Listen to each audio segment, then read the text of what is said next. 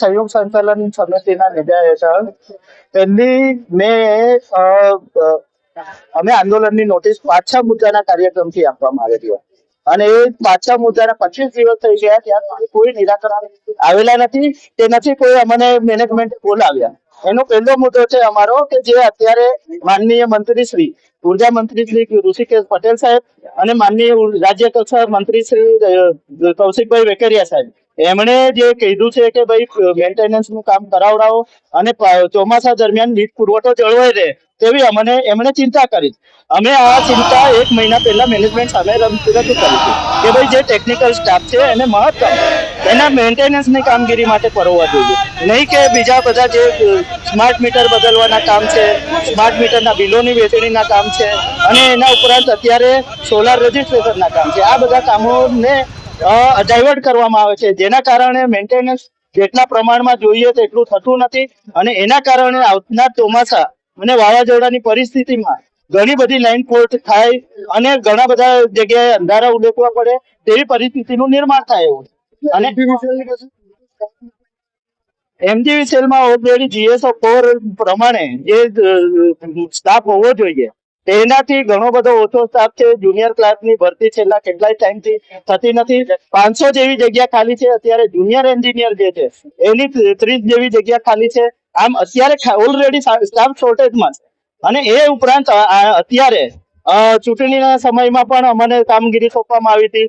અત્યારે ઘણી બધી જગ્યાએ વસ્તી ગણતરીના પણ કામની સોંપણી કરવામાં આવી હતી. અમે સરકારના બધા કામ કરવા તૈયાર છીએ, સરકાર સાથે જ રહીને કામ કરવા માંગીએ છીએ, પણ જે ટેકનિકલ સ્ટાફ છે ટેકનિકલ સ્ટાફને ટેકનિકલ કામગીરીમાં રોકવામાં આવે તો પબ્લિકને જે પાવર સપ્લાયના ભવિષ્યમાં વરસાદ ચોમાસા વાવાઝોડામાં તકલીફો ઊભી ન થાય તેવું અમારો આશય છે.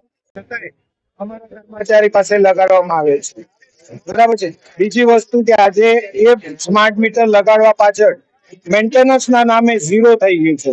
આજે તમે ગરમીમાં તમે જોયા છો કે એટલી જગ્યાએ આગ લાગી રહી છે, પ્રોપર મટીરિયલ ક્વોલિટી પ્રોપર નથી આવતી, જેના લીધે આગ લાગે છે. તો આવી રીતના આગ આટલી ગરમીમાં તો વરસાદની સિઝનમાં હતી પબ્લિક હેરાન થશે.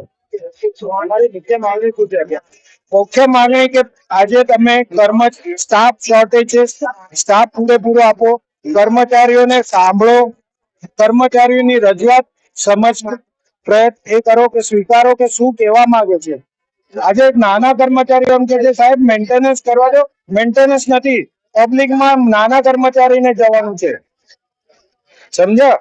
આજે નાના કર્મચારી પબ્લિકની સામે પૈસા નથી. હમણાં તમે જોયું હશે સ્માર્ટ મીટરના નામે મારામારી બધી થાય છે, તો એ કોને ભોગવવાનું થાય છે?